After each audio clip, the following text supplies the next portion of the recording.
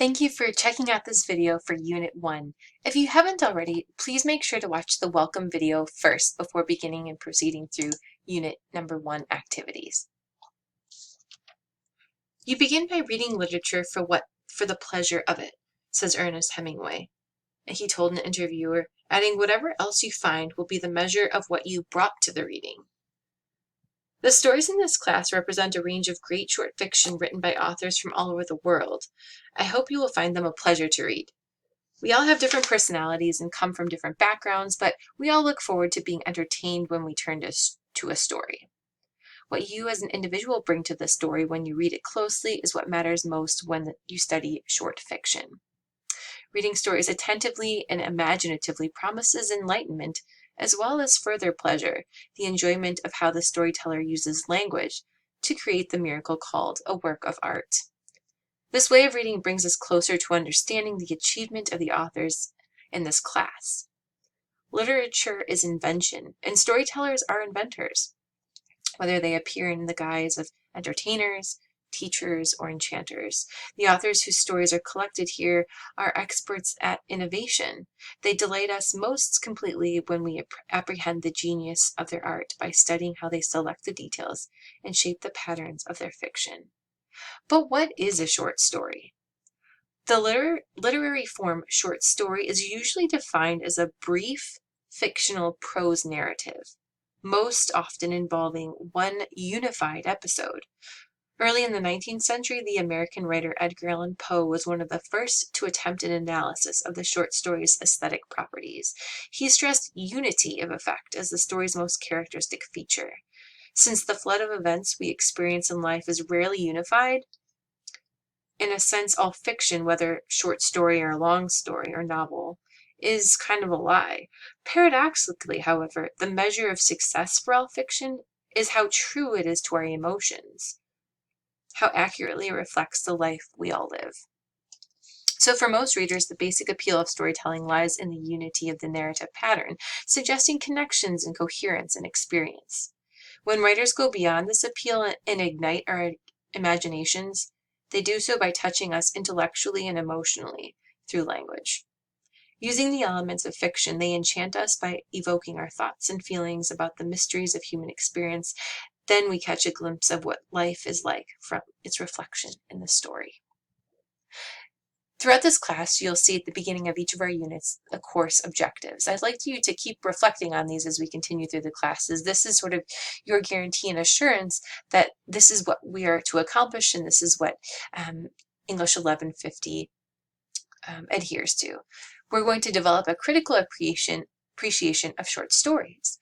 We're also going to analyze and discuss the themes and structural elements of short stories so that we better understand how they function, what the conventions look like, and then how those conventions could be upended by different authors.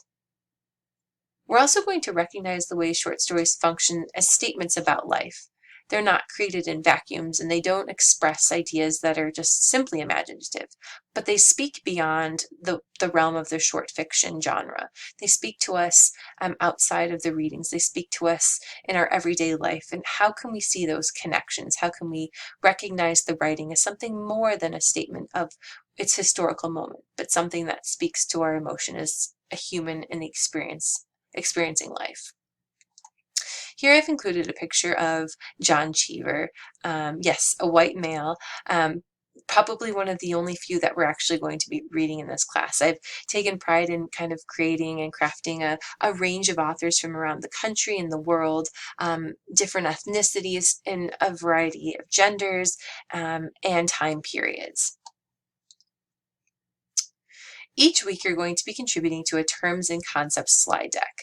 And so this week in particular, you're going to be working on a term and concept slide deck that includes a brief reflection on what you like to read and or watch and or hear. So it doesn't necessarily have to be something that you're only reading.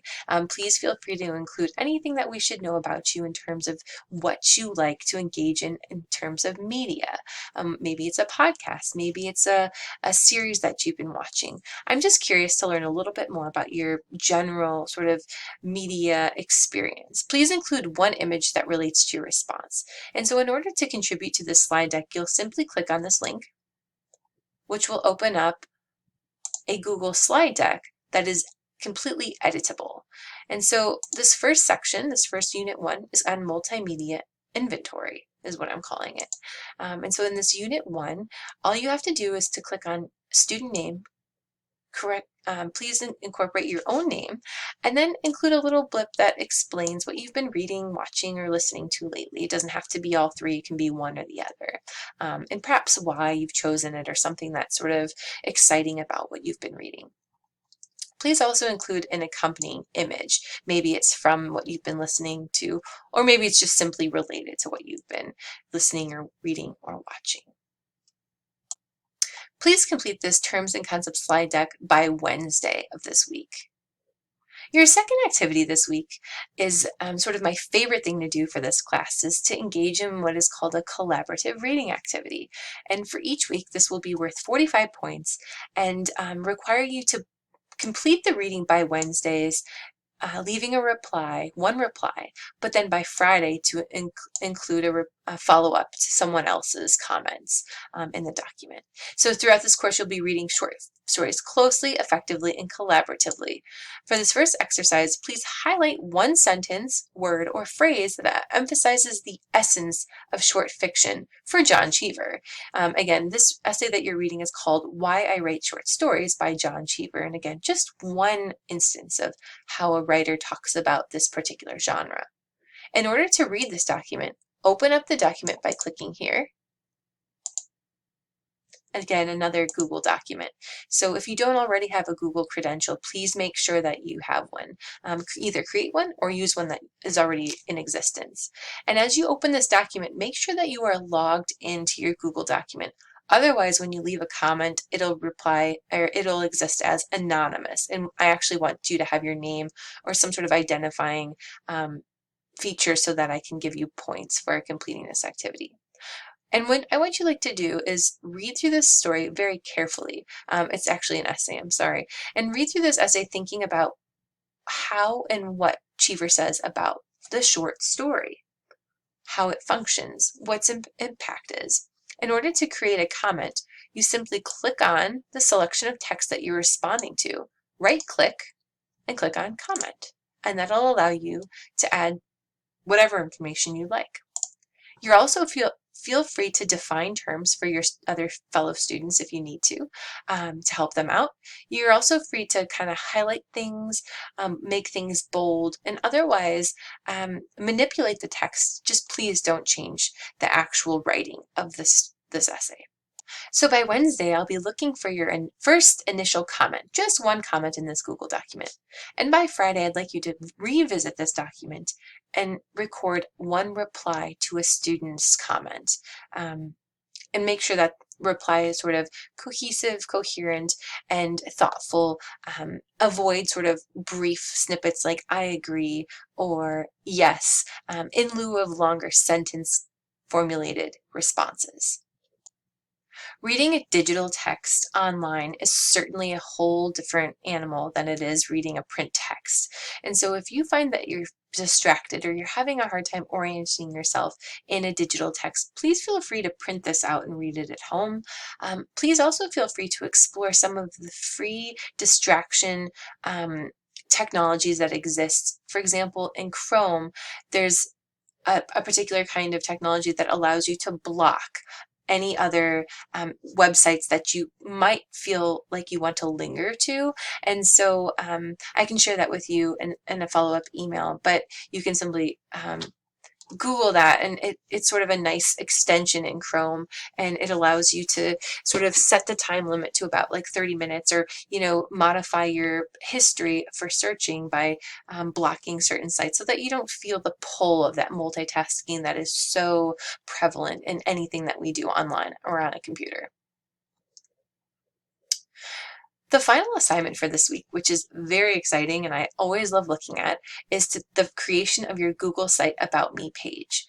Please read through the instructions on how to create a Google portfolio, a Google site. I'm calling it an e-portfolio, but really you're just creating a Google site, which actually is much more intuitive than it sounds. So creating a website is very simple through Google. And once you get to this read through my instructions on how to create your Cite Your About Me page, what I'd like you to include on that page is actually just a very short paragraph introducing yourself and any other relevant pictures, one of you, and anything else that would help us better connect with you onto that site. So just a brief paragraph. I'd also like you to list one goal you have for yourself for this semester. Of course, we have the 3 course objectives. Feel free to riff off of one of those objectives or craft your own. Maybe it has something to do with reading. Maybe it has something to do with writing. And please share that with us. In order to post this particular Google site, I have instructions on how to collect the Google Site portfolio link. You'll take the link from your Google Site page and you're actually going to post it onto our Blackboard discussion board. Everything that we do outside of Blackboard has to return into Blackboard in some capacity. So you'll copy the link from your Google Site into our discussion board by creating a thread and simply naming it About Me and pasting your link into the comments below, into the text box below, and clicking Submit. Please post this by Wednesday, and by Friday, I'd like you to look at 5 other student portfolios and respond to them. This is your chance to welcome each other. This is your chance to get to know each other as a community of learners. I think it's really important that we get to know each other and get to talk amongst each other. Even though we are in an asynchronous environment, we can still create a sort of collaborative and communal learning environment. I'm so excited to explore the various authors and texts this semester, and I'm really looking forward to learning about you and how you respond to these authors, these stories, these ideas, and these imaginations as we continue in the next 12 weeks. If you have any questions, please feel free to email me. Otherwise, I look forward to reading all of your work in this very first week. Thank you so much for listening.